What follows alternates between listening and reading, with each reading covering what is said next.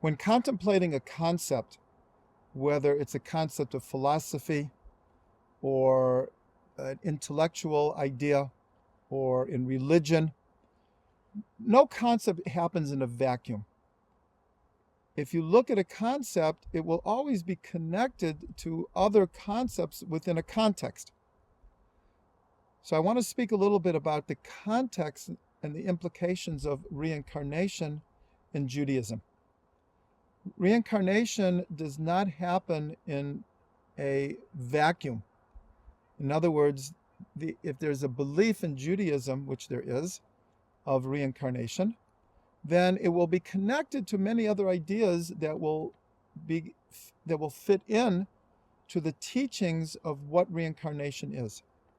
So therefore, I'm going to mention just a few, and we'll begin with the numerical value of the word for reincarnation in Hebrew is Gilgul, which means cycles. A gal is a cycle, and the word is Gilgul, which means a cycle within a cycle. And we know that how important cycles are to Judaism. We have the weekly cycle of the 6 days of work and then Shabbat, the monthly cycle of the new moon, and the yearly cycles of the holidays, the 7-year cycle of the sabbatical year. And so therefore, the idea that reincarnation also is talking about a person going through a series of cycles in their life fits in very, very beautiful with an overall idea of the way that Judaism looks at the world. Another concept that is fundamental to Judaism is the idea of chesed, loving kindness. We're told that one of the 3 pillars that the world stands on is Torah and prayer and loving kindness. The word for chesed in Hebrew equals 72, which happens to be the exact same numerical value as the word for reincarnation, Gilgul. So we learn a very important point from this, that the purpose from God's point of view of setting a system where people will reincarnate is really from God's chesed, God's loving kindness. Because if we get it wrong this time, it's not the end of the game. God will give us another chance. And this is really God's chesed. This is the idea of tshuva. Tshuva means repentance, fixing our ways, rectifying ourselves, and coming close to God. And this is really the purpose of reincarnation, that ultimately the soul is meant to be close to God, and it has this world as its stage in order to go through what it has to go through in order to improve itself, get close to God. So the whole system of reincarnation is based on God's chesed.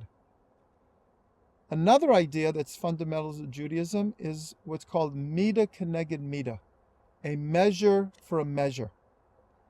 And the whole Torah is predicated on this idea that what goes around comes around.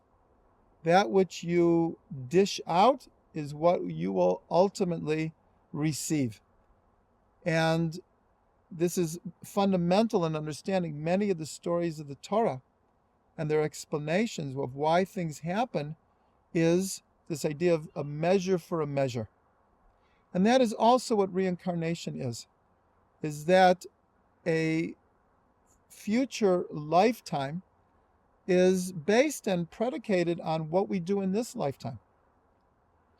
If we leave this world, let's say, a mess, and have done many, many things wrong and hurt many people, this will determine the circumstances of our next lifetime. It will not determine whether we will succeed or fail. The idea is to give us a chance to fix it up. But from lifetime to lifetime is based on this concept of a measure for a measure. Two other concepts that are critical to understanding Judaism is the idea of purpose and the idea of rectification. We are taught in the strongest way that our time in this world is infused with purpose. We're not here, what's called in Hebrew, stam, as just we're here as a mistake of circumstance or a victim of circumstance. But we're taught that every soul comes into this world with a purpose and a mission. And it's the same idea with reincarnation. If a person reincarnates into this world, it's because they have something that they need to do. They have something that they need to fix up. And that gets us to this other idea of rectification. That according to Kabbalah, this whole world is called the world of rectification. We are here to make a better place, to elevate our souls, to help others, to refine our personality, to help and assist. And this all has to do with what's called tikkun, rectification. And this is what reincarnation is about. So I've tried in just a few minutes to explain what I do at great length in my book, Return Again, The Dynamics of Reincarnation, that the concept of reincarnation is not in a vacuum. It is intrinsically connected to all these other concepts in Judaism that forms a Jewish and Torah worldview.